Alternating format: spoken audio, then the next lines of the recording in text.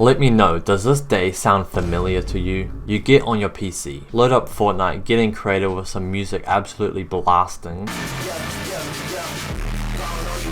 Do some of that, just chilling, maybe for like half an hour or more. Every once in a while, getting distracted, picking up your phone, scrolling on TikTok or checking messages or something. Then you're like, kind of bored of that, that's enough of that now. Maybe let's do some like 200 pump only maps, or like maybe get someone considerably worse than me and do some like build fight 1v1s. That sounds fun, so you do that. Still blasting your music, just having a good time vibing out, going for some clips and some cool edit coursing things, just because it's kind of fun. You don't really feel like trying just yet, because you just got on. Okay, that's enough. Maybe I'm just gonna watch some YouTube, have a break. Maybe I can get a snack while I do this. Oh, okay. It's actually been 3 hours now since you got on your PC. Maybe it's time to do something else like arena. And then you keep blasting your music, going into arena, dying a spawn a lot of times, and well, you don't really care because you can just go on your phone anyways when you die a spawn, right? Bruh. Okay, 5 hours have gone, and what have you done? You have now done 5 hours of semi-engaged, lackluster, and average practice. And you say you want to go pro. And all you're doing is just gravitating towards what's easy to do or fun to do. Doesn't take much mental energy. And then I bet you in 2 years after doing that average day all the time is going to be like, I played thousands of hours of this game and I never got good. This game has so much genetics. Like, hello?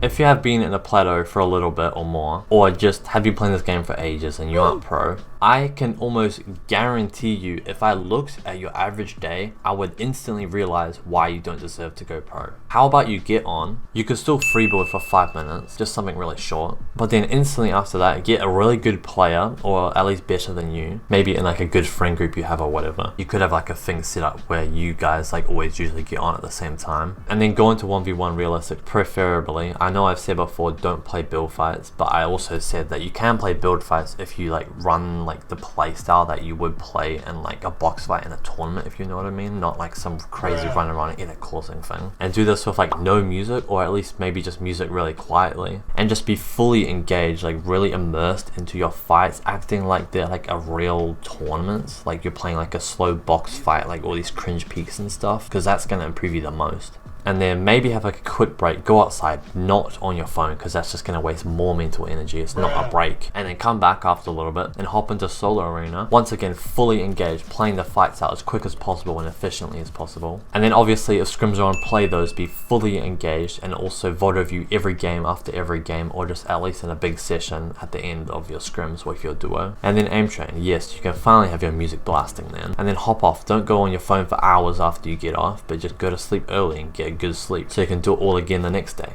Okay, after hearing this, you might be like really motivated right now. You're like, yeah, I'm gonna do so much, let's go. Or you might be like, that's so much stuff. He's kind of being cringe. You don't need to do that much stuff to go pro, or coming up with some like weird excuse. But either way, once you get to the point where you need to actually do the harder stuff that's more engaged and be more focused on, it is going to be hard to do no matter which person you are. And that's why if you're not lazy and do the easy things, and you actually go and do this type of day-to-day practice that I talked about, it will separate you from the average person and make you pro. The problem with the average Fortnite competitive player is they just gravitate towards what's easy and fun to do. It's basically just a big cope.